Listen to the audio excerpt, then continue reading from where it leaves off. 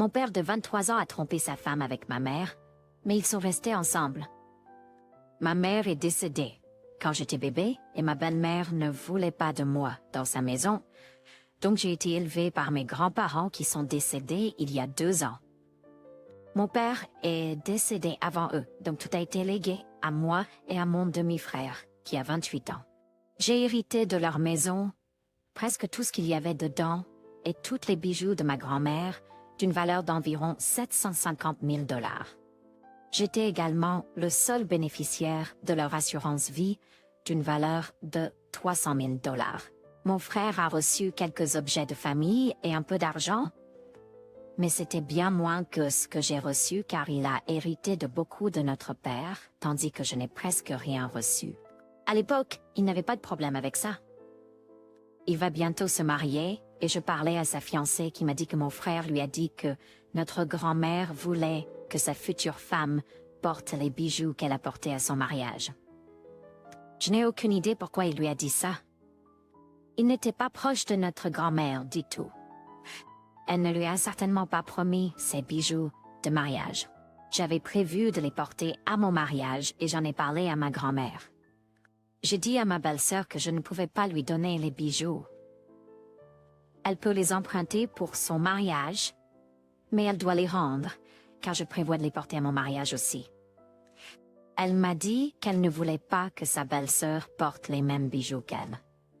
Je lui ai dit que je ne pouvais pas lui donner les bijoux et que si ma grand-mère voulait que la femme de mon frère les ait, elle les lui aurait légués.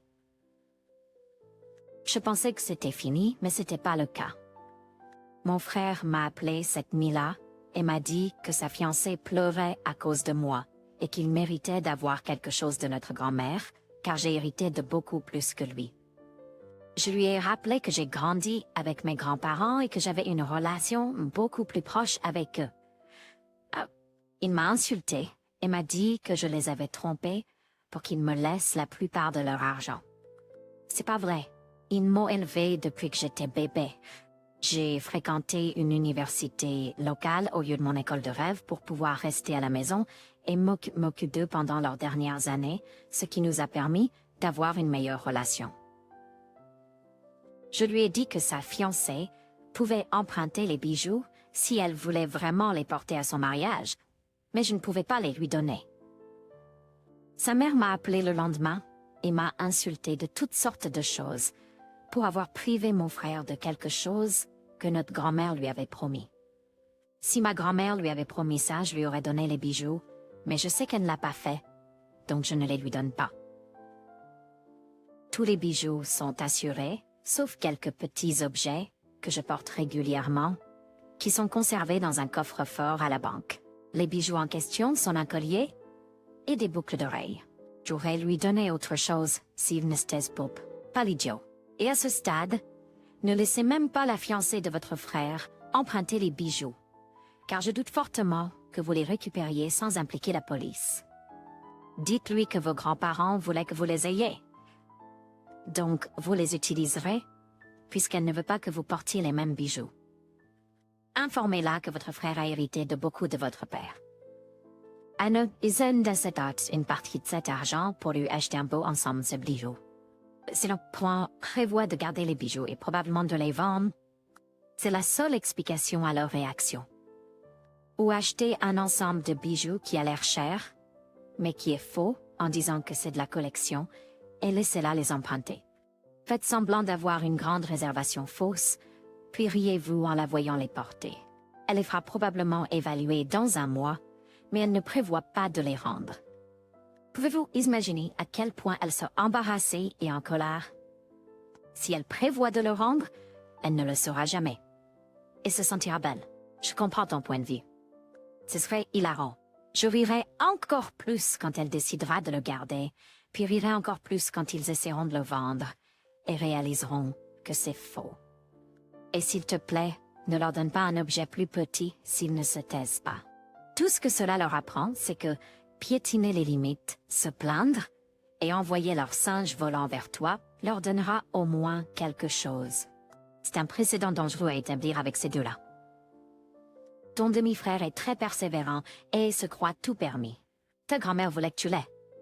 Ma mère adolescente est tombée enceinte jeune, et elle m'a, moi et mes frères, 18 ans et presque adultes. Ma mère et la personne que je connais comme mon père ont commencé à sortir ensemble alors qu'elle était enceinte de moi. Toute ma vie, on m'a dit qu'il était mon père, et son nom est sur mon certificat de naissance original. Mes parents biologiques étaient inaptes, et cela a entraîné notre placement par les services de protection de l'enfance. Ils ont finalement perdu leurs droits parentaux. Nous avons été adoptés plus tard par une autre famille, et ce sont eux que nous considérons comme nos parents. Il y a un an, nous avons découvert que l'homme que nous pensions être notre père biologique est en fait le père de mon frère du milieu. Et notre père biologique est quelqu'un que nous n'avions jamais rencontré. Notre père biologique nous a contactés, et bien que nous ayons été hésitants au début, nos parents ont suggéré que nous lui répondions au moins pour dire bonjour. Nous l'avons fait, et nous avons fini par rencontrer notre père biologique et plus tard sa famille. À travers cela, nous avons appris que notre père biologique savait que notre mère était enceinte, mais a choisi de ne pas s'impliquer et ne voulait rien avoir à faire avec nous, car il n'était pas prêt à avoir des enfants. Aujourd'hui, Biopapa est marié et lui et sa femme ont du mal à avoir des enfants. Après plusieurs mois à gagner lentement la confiance de notre famille, Biopapa a suggéré à nos parents qu'ils aient une garde non officielle avec lui, où nous passerions certains week-ends, vacances, été, etc., avec lui et sa femme. Cependant, mes parents ont refusé de céder les week-ends et les vacances, et ne voulaient aucun accord non officiel. Cela a mis en colère Biopapa et il a commencé à brandir le fait qu'il est notre père et a le droit de nous avoir autant qu'il le souhaite.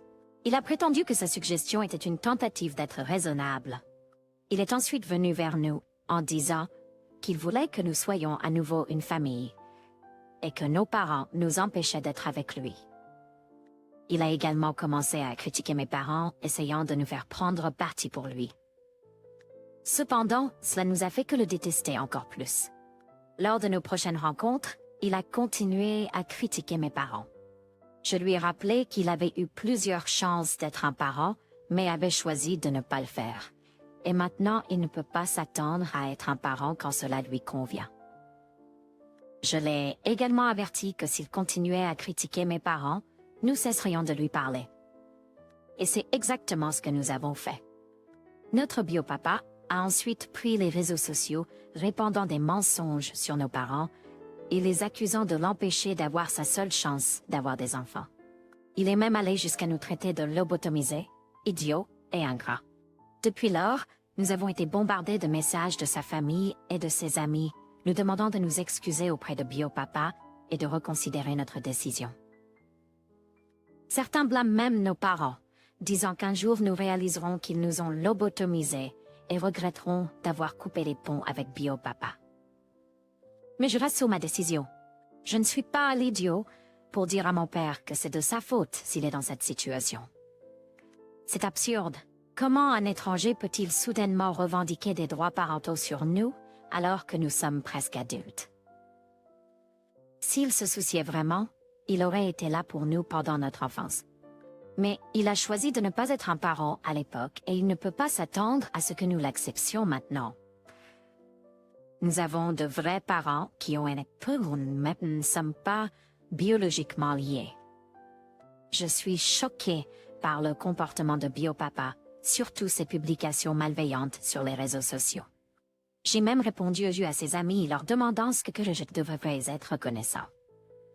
Le fait que notre biopapa nous ait connus et abandonnés au service de protection de l'enfance pendant les 17 premières années de notre vie. Il ne peut pas simplement et qu'en tant que s'attendre à ce que nous l'aimions. Je maintiens mes propos. Il a eu plusieurs chances d'être un parent. Il a choisi de ne pas les saisir. Il ne peut pas maintenant jouer les victimes et s'attendre à ce que nous lui pardonnions. Si sa famille et ses amis continuent de nous harceler, nous n'hésiterons pas à les couper également. Tu réponds avec ça et tu les bloques. Tu avais une super maman et un super papa adoptif qui se soucient vraiment de toi et ne t'utilisent pas pour apaiser une femme sans enfant. Je soupçonne que si la femme de biopapa a un enfant, tu seras à nouveau abandonné. N'aie plus jamais de contact avec lui. Son comportement est délirant, méchant et ridicule. Avance sans regret. Je sors déjeuner avec ma sœur Lily une fois tous les 2-3 mois. C'est à la fois parce qu'elle a 3 enfants, une préadolescente, un enfant en maternelle et une petite fille en bas âge, et qu'elle a à peine le temps, et parce que j'ai très peu de jours pour moi grâce à ma résidence. Tout au long de ce déjeuner, elle se plaint sans arrêt de la difficulté d'avoir des enfants et d'être une mère ces dernières années. Sans arrêt. Elle parle des enfants 100% du temps et se plaint. J'étais particulièrement fatiguée lors de notre dernier déjeuner et je me suis heurtée contre elle en lui disant que je ne me souvenais pas que quelqu'un l'avait forcée à avoir des enfants.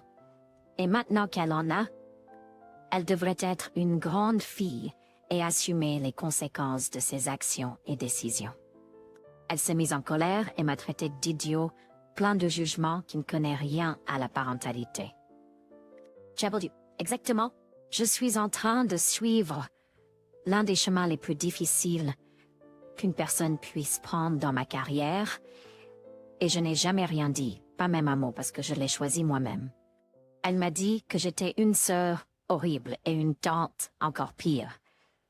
Et elle a dit qu'elle ne voulait rien avoir à faire avec un idiot comme moi. Suis-je l'idiot? Arrête, elle a un mari, elle est mère au foyer. Son mari de difficultés financières. Tous leurs enfants ont été planifiés, des choix qu'elle a faits en connaissance de cause. Elle est naturellement une personne qui trouve des choses à se plaindre, même quand il n'y a vraiment rien qui la dérange. Pas l'idiot. On ne peut supporter autant de négativité de la part d'une personne.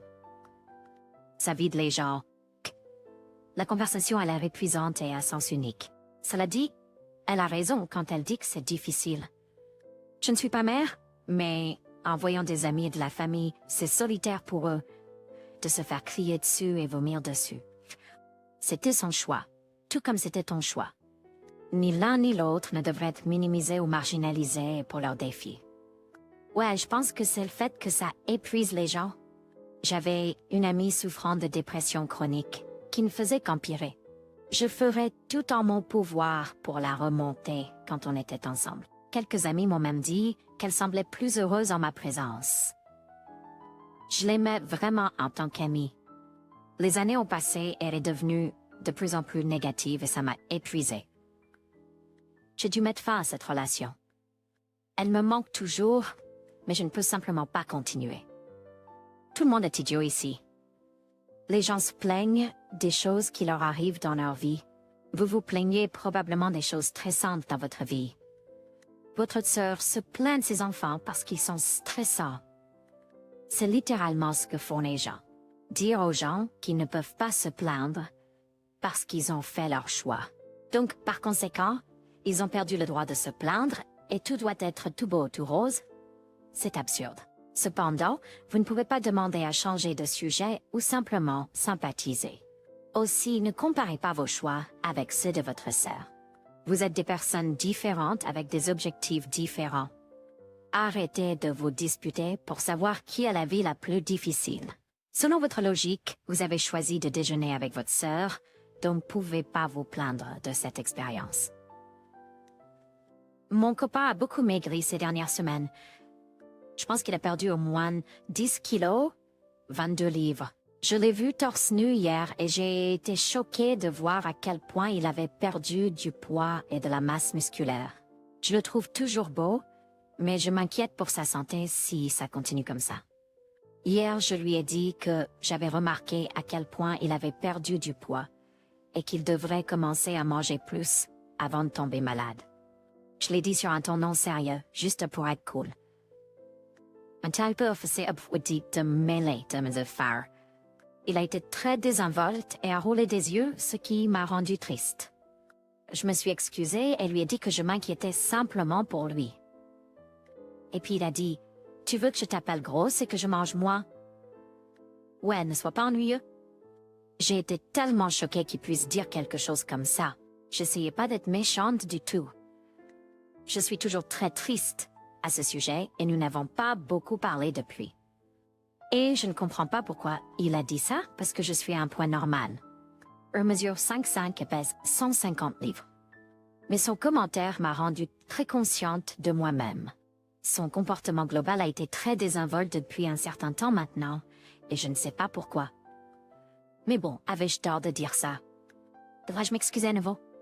Si son commentaire t'a rendu conscient de toi-même, comment penses-tu qu'il s'est senti quand tu lui as dit de manger plus? La honte du corps n'est pas seulement quand une personne mince se moque d'une personne plus grande. C'est ok pour toi de souligner son poids, mais quand il retourne soudainement la situation, tu es la victime. Non, tu es délirant et tu es l'idiot. Je confie. Tu dis qu'il a perdu 10 kilos, 22 livres, en quelques semaines. Donc c'est quelque chose comme 4 à 7 livres par semaine. Et maintenant, il est plus mince. Et tu allais directement lui dire de manger plus? Si c'est correct, c'est une perte de poids dramatique et rapide qui indique un problème médical sérieux. C'est inquiétant. J'ai remarqué que tu as perdu beaucoup de poids très rapidement. Je suis inquiet, quelque chose qui va pas? Est-ce que tu consultais ton médecin? Comment te sens-tu? Ce type de perte de poids est inquiétant. Tu ne gères pas bien cette situation. Sa réponse me suggère qu'il y a quelque chose qui ne va pas et qu'il n'en est pas conscient. J'espère que vous pourrez avoir une conversation productive et qu'il va bien. Quand quelqu'un perd 10 kilos en quelques semaines, c'est un gros indicateur qu'il y a quelque chose de sérieux qui ne va pas dans son corps. Parce que ce n'est pas simple pour le poids de simplement disparaître comme ça. Ce n'est pas délirant ou de la honte du corps de souligner une urgence médicale à ton partenaire. Il est important de l'adresser et de le faire vérifier dès que possible. La perte de poids soudaine et inexpliquée est un signe courant de cancer, par exemple. Préférerais-tu l'ignorer et potentiellement l'aggraver? Absolument pas. Il devrait chercher une attention médicale immédiatement.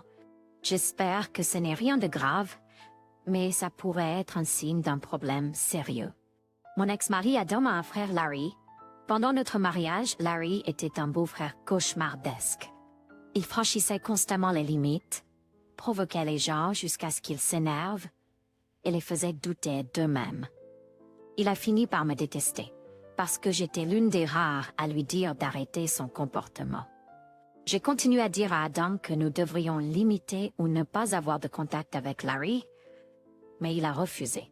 Larry a alors commencé à parler mal de moi à tout le monde. Malgré de multiples conversations à Manjame de Siapante, malheureusement ma fille, qui était une jeune adolescente à l'époque et qui est maintenant une adolescente moyenne, a beaucoup entendu. Ça lui a vraiment fait mal parce que nous sommes proches. J'ai fait de mon mieux pour éloigner mes enfants de Larry, mais Adam a continué à les amener près de lui. À cause de cela et d'autres facteurs, nous avons fini par divorcer. J'ai essayé de me battre en justice pour empêcher Adam d'amener les enfants chez Larry, mais j'ai perdu. Un jour, Larry est allé trop loin et a parlé mal de moi devant ma fille. Elle s'est levée pour moi et l'a appelé pour son comportement de harcèlement. Elle a ensuite dit à son père que c'était soit elle, soit Larry, et s'il ne la choisissait pas, elle ne retournerait jamais chez lui. À l'époque, j'avais la garde complète des enfants, car ils étaient assez grands pour décider avec qui ils voulaient vivre. Et ils m'ont choisi. Finalement, ils ont trouvé un compromis selon lequel ma fille ne serait plus obligée de voir Larry, mais Adam pourrait continuer à le voir seul. Ma fille a commencé une thérapie peu après et n'a plus vu Larry après ça. Quand je n'étais pas là, Larry la harcelait et la provoquait jusqu'à ce qu'elle s'énerve. Ensuite, son père la punissait ou la forçait à s'excuser. Adam a ensuite été invité à rejoindre la thérapie et s'est excusé. Depuis, Adam et notre fille voient un thérapeute pour travailler sur leur relation. Eh bien, Larry est mort la semaine dernière d'une crise cardiaque. Adam est naturellement dévasté. Les funérailles ont eu lieu hier. Ma fille a refusé d'y aller. Je lui ai dit qu'elle n'était pas obligée d'y aller. Mon fils, un adolescent, a choisi d'y aller. Par ça, je me suis assurée que ma fille était sûre de ne pas vouloir y aller et elle est restée ferme, prenant plusieurs jours pour y réfléchir. Nous avons également discuté du fait que parfois, nous faisons des choses que nous ne voulons pas pour ceux que nous aimons, ce qui a mené à une bonne conversation sur les limites personnelles. En fin de compte, j'ai respecté son choix. Si c'est pertinent, Les funérailles sont tombées un jour où j'avais la garde des enfants. Adam est en colère contre moi de ne pas avoir forcé ma fille à y aller. Je lui ai expliqué que, compte tenu des circonstances, elle n'avait pas à y aller. Plusieurs membres de la famille d'Adam m'ont contacté et m'ont dit que j'avais permis à ma fille de couper Adam et Larry l'un de l'autre et que je lui avais permis d'être irrespectueuse en lui permettant de manquer les funérailles. Suis-je celle qui a tort? Pas du tout. Votre fille a appris à se défendre. Il n'y a pas de raison de la forcer à aller à des funérailles pour rendre hommage à quelqu'un qui ne l'a jamais respecté, ni vous. Bon travail, maman. Et si Adam ne s'arrête pas, je peux voir votre fille manquer une autre cérémonie funéraire. Il semble que votre ex-beau-frère n'ait abusé que des femmes et des filles, et que votre ex était d'accord avec ça. Adam n'a-t-il rien appris? Malgré toute la thérapie, votre fille finira probablement par couper les ponts avec lui et sa famille, et il se demandera pourquoi. Honnêtement, le fait qu'ils attaquent tous les deux, vous et elle, pour sa décision basée sur ses propres besoins, montre leur toxicité et leur manque de respect pour les limites personnelles.